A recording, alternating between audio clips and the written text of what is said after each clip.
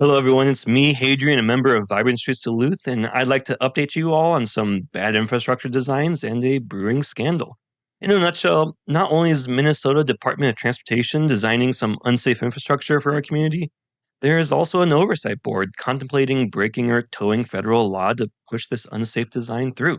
It's a bit of a mess for everyone, and I'm here to walk you through it, so let's get into it. So, for context, London Road is set to be rebuilt. It's a huge project, as you can see, and it has a lot of good improvements that everyone is pretty happy about. However, there's one intersection where infrastructure watchers have been sounding the alarm for more than 2 years. This is 26th Avenue East, and even the engineers who are literally designing this project think it's dangerous.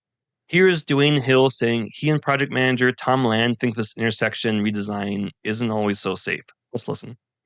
Well, we walked Duluth and Vibrant Streets Duluth, and they expressed concern that, that there would be a conflict with the free ride off of I-35, and we agreed. We agreed that that's not going to be a safe movement across there.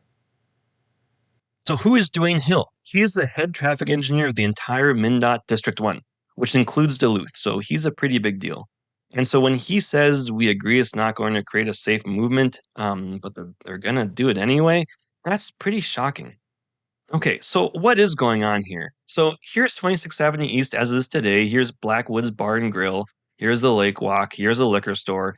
And here's the highway. And you can see that this is a pretty terrible place for bikers, pedestrians, and cyclists. I think we all are familiar with this. Look at MnDOT's plans to redesign this thing. They're going to put it in a roundabout here, which do reduce speeds and the risk of head-on collisions, which generally makes things safer. Although, actually, there's kind of an interesting MnDOT study here that says that two-lane roundabouts actually don't always reduce. They reduce fatal crashes and severe crashes, but don't really reduce the smaller crashes, which is kind of interesting. But that's not exactly what they're talking about when they're saying this creates an unsafe movement. So why did they call elements of this unsafe? And it's actually the slip lane right here. As you can see, a slip lane lets you bypass the roundabout by just taking the slip lane here. This lets drivers just cruise into London Road at high speeds. So if you're going into this roundabout, you're going to be going in at 25 or 30 miles an hour and coming out here into London Road. But if you're skipping this roundabout, coming off the highway, you're going to be going fast, say 40 miles an hour, 50, maybe a few people at 60. And then they have to interact together here as they move into the rest of London Road and continue into a single lane. So you can think of this slip lane here as like a slingshot that throws fast-moving objects at, whatever is in this lane here. Repeat this interaction millions of times a year, and, it's a ticking time bomb waiting for collisions. This is pretty bleak if you're a cyclist. Imagine you legally enter this roundabout here, and you're like, nice, a roundabout. Ooh, I like roundabouts. Even though multi-lane roundabouts are pretty scary for cyclists, really scary. And you keep going, and all of a sudden you're like, oh no, there are cars here going 50 miles an hour. Shoot. And suddenly it becomes very hard to make your journey to Glen Sheen or Brighton Beach or home or work or wherever you're going. And of course, this isn't just bad for cyclists, it's bad for drivers too. I'll feel bad driving here and knowing that there's this interaction going on here, and that you may be put into conflict with cyclists and other drivers here, kind of by design. So if you're a cyclist, you're going to avoid this roundabout, but now I can draw your attention here to these sidewalks here. So the dark blue here is the bike lane, and it kind of ends here and merges with this nice 10-foot sidewalk here. And I go, it's just curved around here. It doesn't continue along this this lane going up north. So how do you get from here to off screen here, where the sidewalk or shoulder continues? Well, you have a choice. Either enter the death trap and roll a dice here on dying, or you can take the MnDOT detour. So to get back to your travel lane on the north side, you have to cross 6 lanes of traffic in total. So let's look at this. So come on here. Here's 1, here's 2, then you go up here. Here's 3, here's 4. Then we're going to go all the way over here. Then you have to cross 5, and then finally 6 to get down here to carry on here.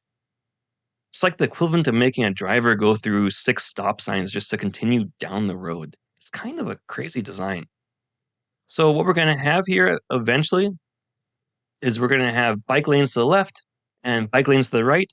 And then It's kind of a strong chain, except for this plastic link here. The transit corridor is only as strong as its weakest link, and so the bike corridor Duluth was working on in London Road here just kind of breaks this intersection. Okay, so we have this design that's so bad that even its own designers are bad-mouthing it. So were they forced to do it after 100 design considerations? Well, let's listen to Mr. Hill again being asked a question about this. There have been other approaches explored for safer bike routes northbound through this intersection beyond the specific modeling that was done for the vibrant street. He mentions an underground tunnel, but I'm just curious since it has been raised that were concerned for a while, not just today. Have there been other approaches that were meaningfully explored by engineering for that? Like path to the north? I would say beyond the tunnel.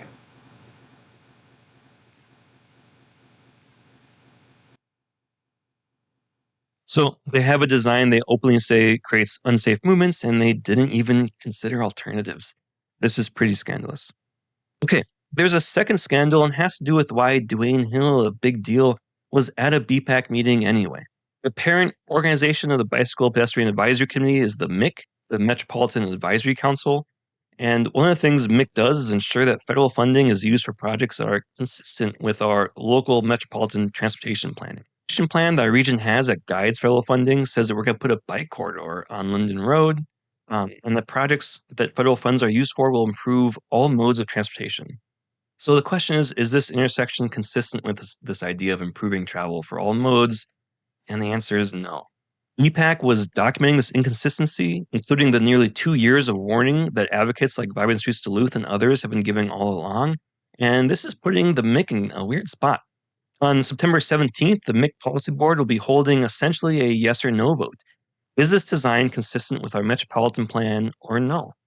The MIC Policy Board can lie and say yes, it does, which secures funds and builds the good and bad parts of London Road, but raises legal complications about the MIC not following federal guidelines. Or the MIC Policy Board can tell the truth and say, no, this design isn't consistent.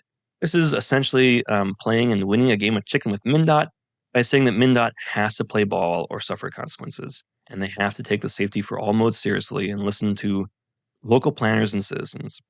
It's kind of a land of no good options because not getting funding to improve London Road is bad, but playing kickball with death is really bad too.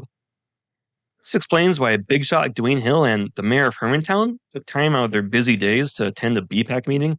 They wanted to prevent BPAC from documenting the very real dangers to our community and the danger to our planning documents.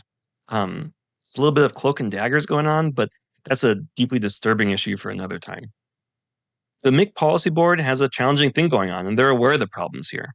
And they're also really worried about this game of chicken, because they're not used to playing chicken. Just listen to this one kind of sad rubber stamper when all this was brought up to him. I think that's level. It's really up to the Minnesota, the state of Minnesota. We would never be sued. All we are is moving a step. They would have to sue the state of Minnesota for it, and that is the issue. So anyone that really wants to deal with this, they should hire an attorney and go after the state of Minnesota. That's the only way to do it. We received the BPAC's recommendations, and I sympathize with most of them. Their concerns are valid. Okay, so now you're all caught up. There's been this scandal slowly brewing for about 2 years, and now the chickens have come home to roost. There's been a long process of MnDOT ignoring these concerns of the city and city council and city staff, ignoring these concerns, and the MIC Policy Board, not standing up for itself. And now we're at kind of the finger pointing stage. You have people saying, oh, it's the city's fault. Oh, it's the county's fault. Oh, it's the state's fault. Oh, it's the MIC's fault, right? And of course, what we all need to do is prioritize safety for our family, for our friends, for visitors, for people on the highway, and make sure that everyone, no matter what, can get around and get home safe. It's likely we'll have to deal with MnDOT's design here for the next 30 years, setting back cycling for decades, causing grief from the wasted time, dealing with property damages, injuries, and death. and all the other downsides that happen when you make these kind of brittle systems that rely on car only. But keep a watch on the September 17th MIC meeting, and we'll see how everyone chooses to engage with this or not. All right, guys, that's all from me, and I hope to talk to you all again soon through another video or in person. Thanks, guys.